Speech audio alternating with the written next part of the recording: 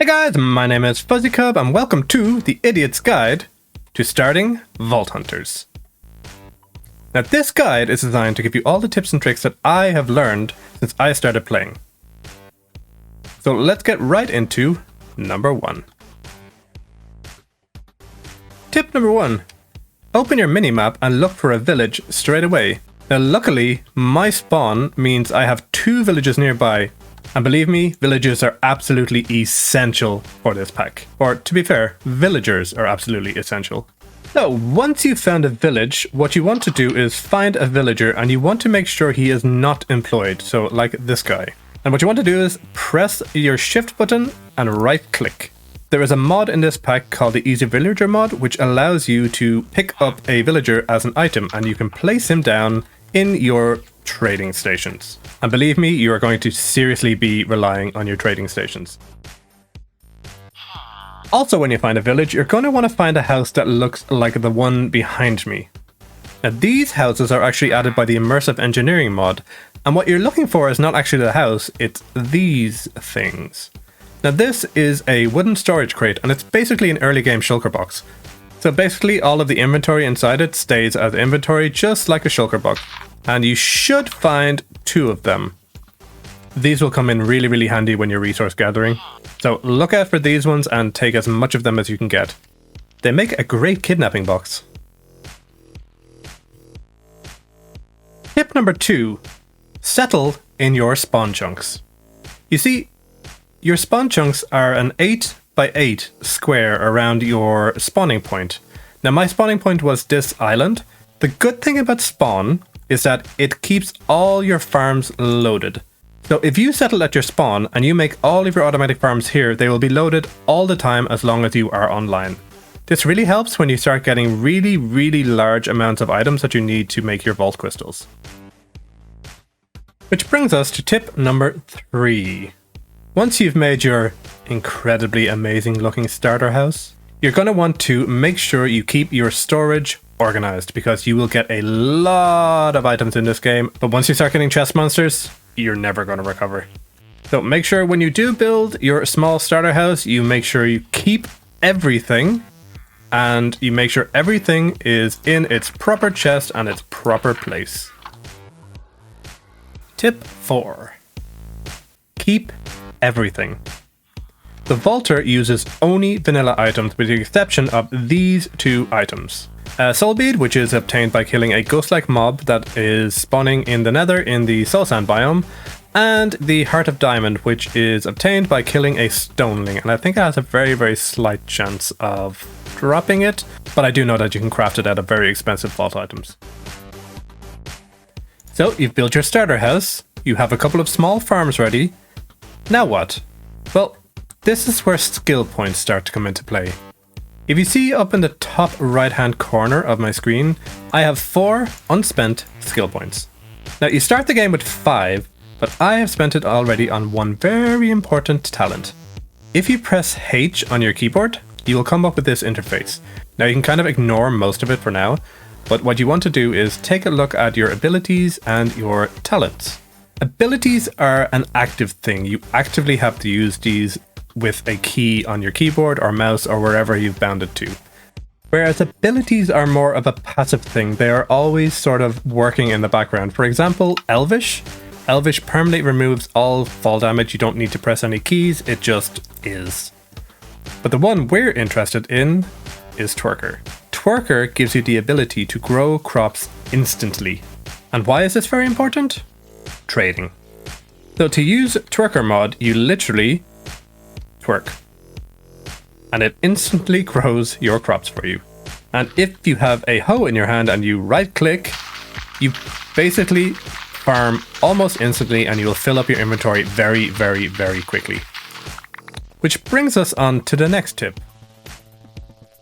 Villager trading. Now I have some villagers kidnapped and locked up in my attic. What? It's part of the game. I'm not a monster. After you've twerked your farming area, you can come up to your villagers and you can trade all of your hard twerked things away, which is an excellent source of emeralds. And then you can use your emeralds to get diamond tools. Easy. This is why Twerker is a very, very important mod. Here's also another tip. Not an essential tip, but an important tip. Make automated farms early. If you are playing, running vaults, going exploring and stuff, and you have automated farms at spawn, they're going to be producing all of the stuff while you are working. So the earlier you make them, the more stuff you will have. And believe me, at the moment in Vault Hunters, one of my vaults needs like 1,500 seeds. So yeah, get your automated stuff early. A good thing to get in the habit of doing also is using waypoints. When you press U on your keyboard, the menu comes up for waypoints. All you do is click to add, name it. I swear I can type.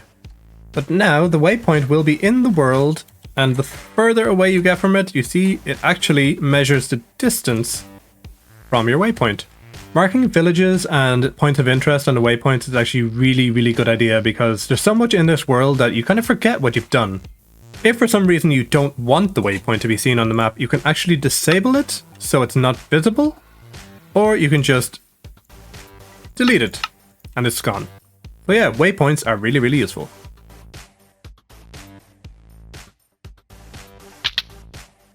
No one likes to die, but in this mod, dying outside of the vault is not an issue because the body that appears when you die, you basically loot it and it just gives you everything back. So yeah, it's okay to die.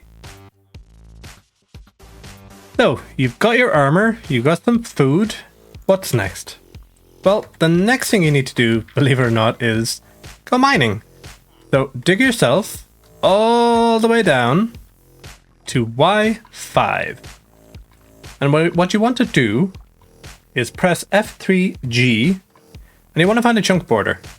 And you want to mine directly along this chunk border. Now here is where you would also probably be okay to get a vein miner. You can vein mine along the chunk borders, watching out for lava. And what you are looking for is a glowing ore.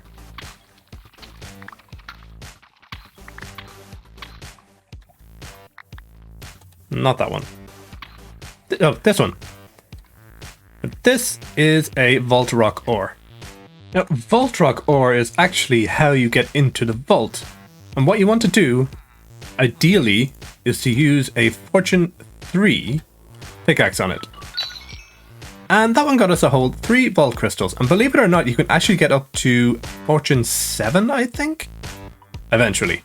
The other thing you will need to mine is at least 9 diamonds, because you will need 9 diamonds to make a block of diamond to make your vault altar. So, you've done all your mining, you've got all your gear. Next step, the Nether. The thing you really want to do when you go to the Nether is you want to find a fortress, because you need to get some blaze powder to make Eyes of Ender so you can find the stronghold. Because the aim of this is to get to kill the dragon so you can get the purple blocks needed to make your vault altar. So the Nether in Vault Hunters is pretty much the same, apart from, I believe, just a few mobs that spawn. Here is one of the mobs that spawn. I call it the Devil Dog, but it's called a Foxhound. And it basically attacks you and sets you on fire. When you kill it, you get coal and leather, I believe. And then the other one is located in the Soul Sand Valley, if I can find one. Here we are. Here's the other one.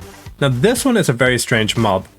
It actually makes the noise of something from the overworld. This one sounded like a frog, so when it was alive it was a frog. But these guys drop soul beads. Now, as I said earlier, soul beads are an ingredient in the vaulter. But they also have another very, very special ability. If you throw them, they will make this weird black cloud, and that will lead you towards the nearest fortress.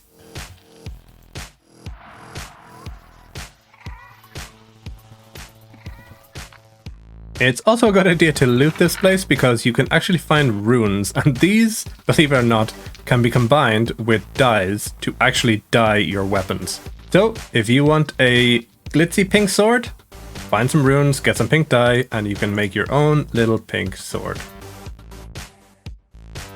You found a stronghold. You defeated a dragon. What now? Well, now it's time to really start the pack. Now it is time to craft your vault altar. Let's just ignore the fact that I broke the grass and move on quietly. And the vault altar is created with a block of diamond in the center, a cross of obsidian, and the corners of purple block. And this gives you this nifty little vault altar. If you did follow my little guide of tips and tricks for vault hunters, you will have gotten a vault rock already. And if you haven't, shame on you. So what you do with the vault rock is you put it in the vaulter, and that sound is ironically a lucky vaulter. But what that will do is it will give you 4 ingredients that you must enter into the vaulter for this to turn into a vault crystal. Now I'm in creative mode, so I'm just going to do a little bit of magic. Poof. And what you do is you throw your 4 ingredients in, and the vaulter will suck them up and say it is completed. Then you get a button, and to be honest, it could be a pressure plate, it could be any sort of redstone signal, it just needs a redstone signal. You press the button and this nice little purple blah blah blah appears and gives you a vault crystal. So how do we run a vault then? Well, we need to create a vault gate. And the way we do that is we go to the Nether again and we get some blackstone. Here's one I made earlier. Now you can make it any size up to 20 by 20, I believe. But what you do then is you just click the vault crystal and it will open a vault. One very important thing you need to remember about the vault is your diamond armor and even netherite armor are completely nerfed. They are basically no better than iron armor, so you may want to get a little bit stronger before you go in there. One other very important thing, recipes are changed in this mod pack. And one of the recipe changes, it's kind of a big one and it's really going to affect you a lot. This thing. It uses golden apples instead of glistering melon slices, and that wouldn't be too bad, but golden apples are made with blocks of gold. And the vault has absolutely no natural regeneration. So healing potions are basically your best friend in this game. My next and final tip before you start getting into the mod pack for yourselves, run as many vaults as you can. The more vaults you run, the more experience you get, and stay in the vault even if it's just by the exit. Stay in the vault for as long as possible, because the longer you're in a vault, the more XP you get. The more XP you get, the more skills and abilities you can get, and the more you can power up.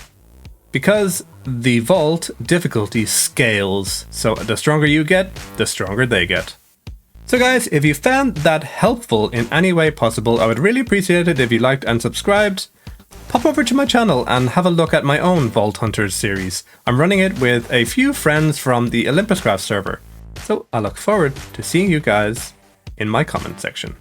Enjoy Vault Hunters. May the Vault Gods be ever in your favor.